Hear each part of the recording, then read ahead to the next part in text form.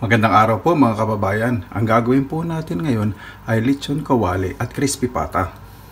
Dalawang recipe po ang gagawin po natin ngayon. Sa atin pong kaldero, ilubog po natin ang karne sa tubig. Maglagay po tayo ng pamintang buo.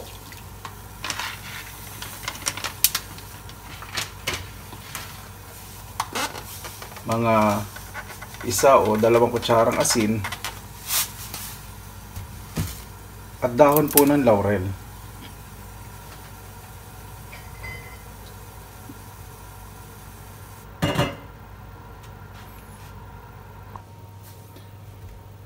Takpan po natin. I-set po natin ang ating stove o kalan sa medium high heat. Huwag po dapat masyadong mainit. Hintayin po nating lumambot ang ating lechong kawali o ang ating baboy na liempo from 10 to 15 minutes. Pero ang ating pata naman po ay dapat po pakulaan po natin hanggang sa lumambot. Malamig na po ang ating liempo. Ang gagawin po natin ngayon ay tutusok-tusukin po natin ng tinidor ang balat.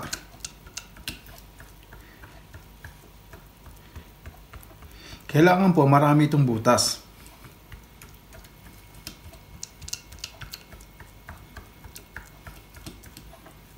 Sa gilid din po.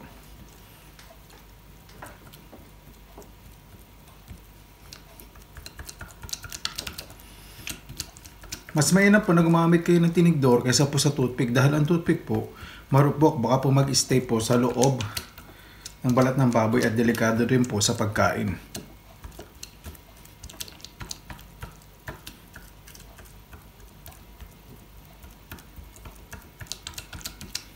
Ayan po. Pagkatapos po nating tusok-tusukin, lalagyan po natin ng konting suka. Papahiran po natin. Ito lang pong ibabaw ng balat. Ang purpose po itong suka ay para mag-release po ito ng excess water. Ito pong ating liempo. Huwag po natin masyadong dadamihan ng suka. Yan, nakita nyo po, habang pinapahiram po natin siya ng suka, nagre-release na po siya ng liquid. Nagre-react na po siya. Susunod naman po natin ilagay ay ang asin.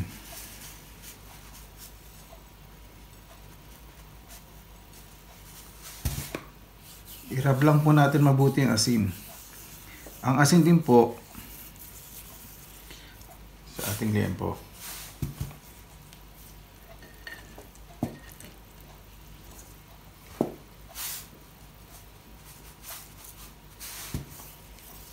Yan. Ilalagay na po natin siya sa strainer. Kailangan po wala pong nakaharang sa ilalim para yung hangin po mag-circulate, madali po siyang mag-drain ng liquid.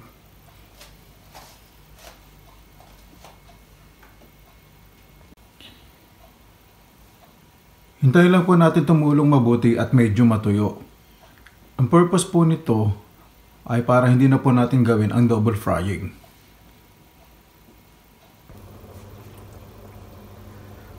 Malambot na po ang ating pata. Pwede na po natin itong hanguin.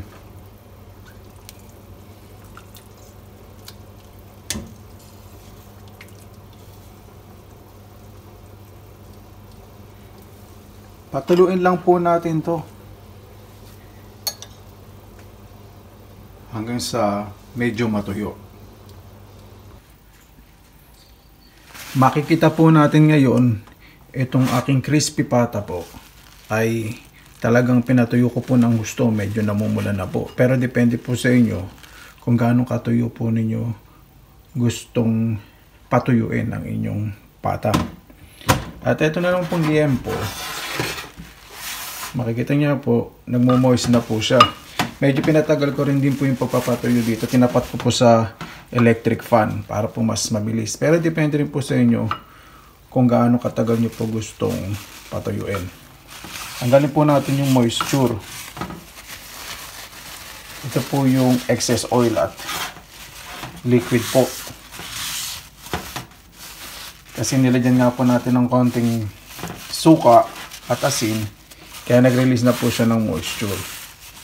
Tanggalin po natin para po hindi masyadong maalat ang ating lechong kawali. Ayan, okay na po siya. Mag-umpisa na rin po tayong magprito. Tandaan po natin, ang pinagkaiba po ng crispy pata, ito po ay pinalambot mabuti at patuyuin po ng bagay o patuluin. Kailangan po natin itong patuyuin mabuti dahil nga po yung balat paikot, kaya prituhin po natin. Ito pong balat ang nagpoprotekta po sa pata. Sa lechong kawali naman po, hindi po natin masyado siyang pinakulang mabuti o lambot ng bahagya, kasi nga po yung balat po hihiwalay kapag po masyadong malambot. Yun po yung pinagkaiba po niya.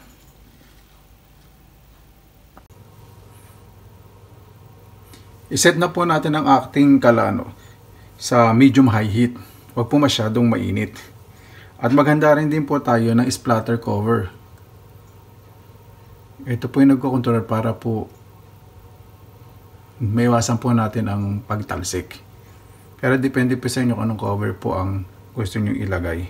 Pasahan na po natin half fried. Ayoko pang i-deep fried kasi pag deep fried po, madadry po yung laman. Half fried, ibig sabihin ko po, kalahati po yung nakalubog. Unahin po natin ang crispy pata. Ang pata po. Takpan po natin. Dahil lang po natin maprito po ng maayos.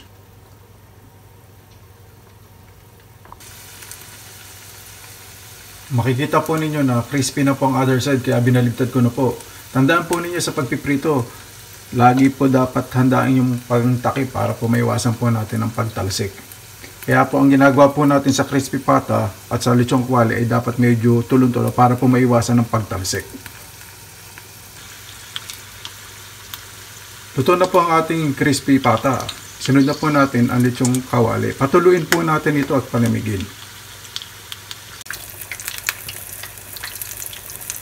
Sa pagpiprito po ng lechong kawali, dapat po mas maging maingat tayo dahil mas marami po itong taba. Luto na po ang ating lechong kawali. Maaari na po natin itong hanguin, patuluin at palamigin. Handa na po ang ating lechong kawali at ang ating crispy pata. Kain na po tayo. Sa iba pa pong recipe, maaari po kayong bumisita sa Pinilakang Lakbay channel. Magandang araw po at ingat po lagi.